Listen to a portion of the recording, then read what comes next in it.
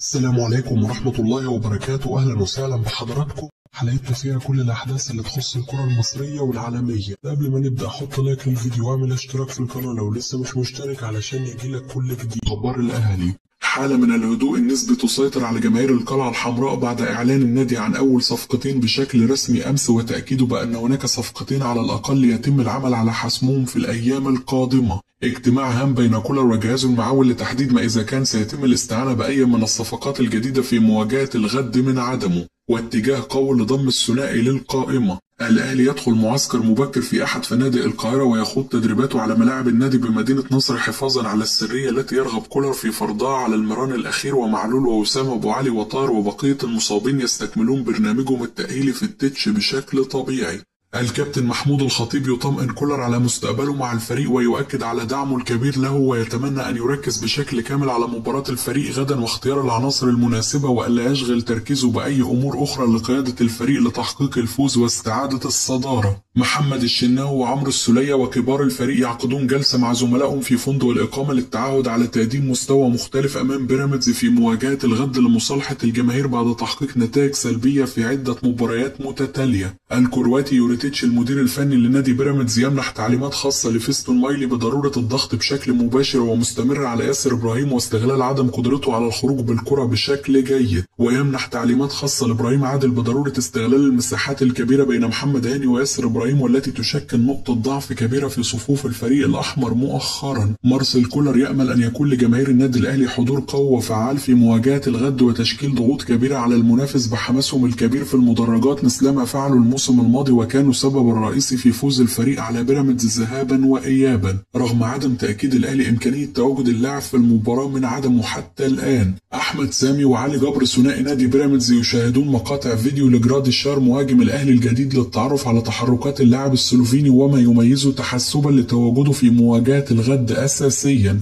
نادي بتروجيت يؤكد أنه يسمع فقط عن اهتمام الأهلي بهاني رياض مدافع الفريق، لكنه لم يتلقى أي عروض رسمية أو حتى اتصالات ودية لشراء اللاعب حتى الآن. متابعة الجناح الفرنسي صاحب الأصول المغربية إلياس شوارف لحسابات النادي الأهلي على مواقع السوشيال ميديا مجددا يتسبب في حالة لغط كبيرة واجتهادات من البعض بإعادة الأهلي المفاوضات معه. تقارير صحفية تؤكد أن المغربي أشرف بن شرقي قدم كل التنازلات لكي يتواجد مع الأهلي الفترة القادمة ويرتدي قميص الفريق الأحمر في كأس العالم للأندية، ولكن مسؤول الأهلي وكولر يفضلون بعض الأسماء عليه حتى الآن، ويضعون اللاعب المغربي تارجت في حال فشلهم في ضم أحد الأسماء التي يعملون عليها في الوقت الحالي. خالد الجوادي مترجم مارسيل كولر السابق يؤكد لجماهير النادي الأهلي على ضرورة دعم المهاجم الجديد السلوفيني جراديشار وعدم التعجل في الحكم على اللاعب، ويؤكد أن البعض من المحنكين سيحاولون تصيد الأخطاء للاعب الفترة القادمة وأنه لابد أن يتصدون لهم. يوسف أيمن حافظ يعود لنادي الدحيل القطري بشكل رسمي بعد ضم الأهلي مصطفى العش بدلا منه.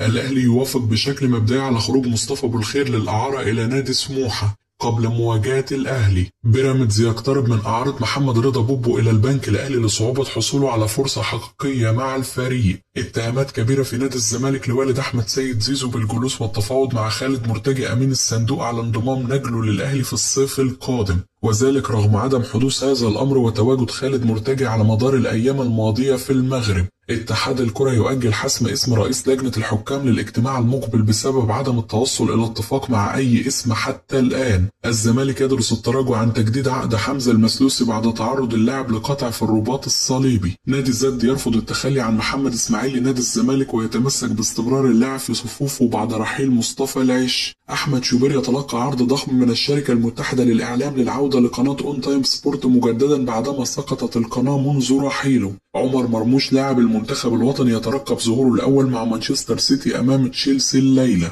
جوارديولا مدرب مان سيتي الإنجليزي يشيد بعمر مرموش لاعب المنتخب الوطني بعد انضمامه للفريق، ويؤكد أنه لاعب للمستقبل ويمتلك جودة كبيرة في الخط الأمامي وسيضيف إمكانيات استثنائية للفريق. محمد صلاح يفوز بجائزة أفضل لاعب في ليفربول في شهر ديسمبر بعد تألقه الكبير مع الفريق الإنجليزي الفترة الأخيرة. نادي ميلان الإيطالي يعلن تعاقده رسميا مع كيل ووكر من مانشستر سيتي على سبيل الإعارة. محمد هاني يحتفل بعيد ميلاده 29 اليوم، وحجازي نجم المنتخب الوطني يحتفل بعيد ميلاده 34، وأسامة عرابي نجم الأهلي السابق يحتفل بعيد ميلاده 63.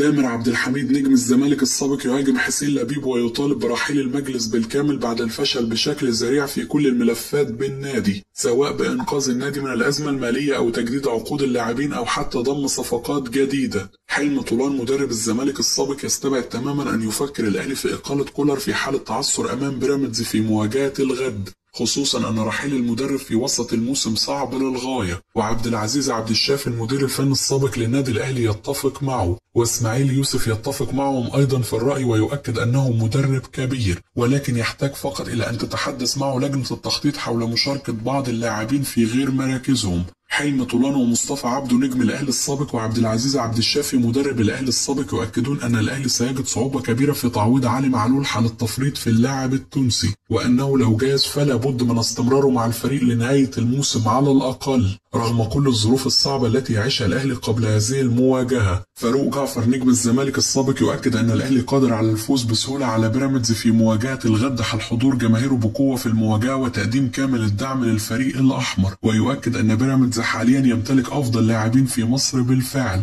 ولكن مشكلته الحقيقية أنه لا يمتلك جماهير ويتأثر لاعبيه بالضغوط الجماهيرية بشكل كبير، وأنه لو مكان المدير الفني للأهلي سيدفع بإمام عاشور في مركزه وسيدفع بالمهاجم الجديد أساسيا ومنحه الثقة دون تردد. عبد الحميد حسن نجم الأهلي السابق يؤكد للصحفيين أنه لا صحة لكل ما يقال عن إقالته من منصب المدير الفني لفريق 2005، وأنه هو من فضل الاعتذار عن استكمال المهمة بعدما تم استدعائه للتحقيق من قبل إدارة النادي، رغم أنه لم يتجاوز في حق اللاعب إلا بعدما تجاوز اللاعب في حقه.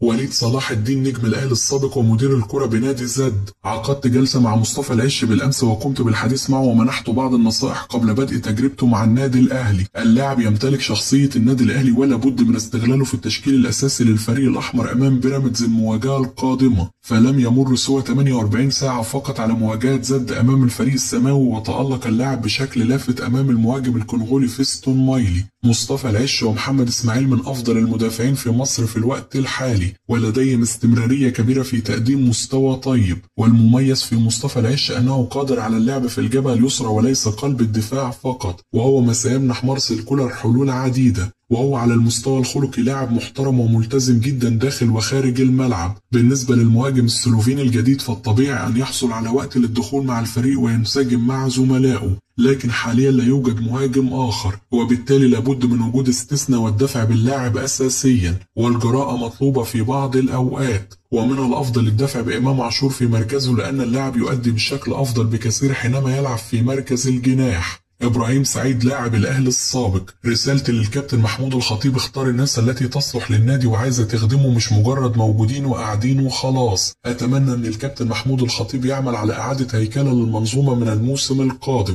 المفروض نجيب الناس اللي عندها فكر جديد لأن كل زمن ليه وقته. مختار وهاني رمزي ومحسن صالح كلها أسماء محترمة، ولكن الزمن اتغير دلوقتي واتطور، دلوقتي في حيوية ونشاط وتكنولوجيا وحاجات كتير حصلت مش أي حد هيعرف يشتغل فيها. في ناس عايزة تخدم النادي بجد وتحقق نجاحات، دول اللي يستحقوا يكونوا موجودين، لكن مش مجرد اجيب اسماء مع احترامي لفرق السن واختلاف الفكر. الاهلي ضم جرادي شار اللاعب السلوفيني وشفنا فيديوهاته، ولكن اتخدعنا في فيديوهات كتير للعيبه بالاهلي والزمالك، لكن ارقام اللاعب حلوه لكنها في الدوري المجري اللي ما فيهوش كوره مع احترامي، واللاعب لعب ماتش واحد دولي فقط، ودي غريبة جدا. بس ممكن يكون الأهلي بداية اكتشافه مثل وسام أبو علي، ووارد إن الأهلي يقدر يخليه أفضل ويطوره. بتمنى لمصطفى العش التوفيق في تجربته الجديدة، ولكن بينه وبينه الملعب، وما كنتش متوقع إنه ينتقل للنادي الأهلي. وارد إن العش يتأقلم مع الأهلي وإمكانياته تتطور أيضا في الفترة القادمة ويندمج.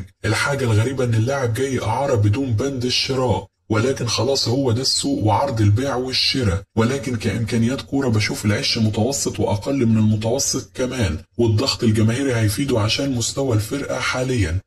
كده تكون انتهت أخبارنا، أشوفكم على خير في حلقة جديدة.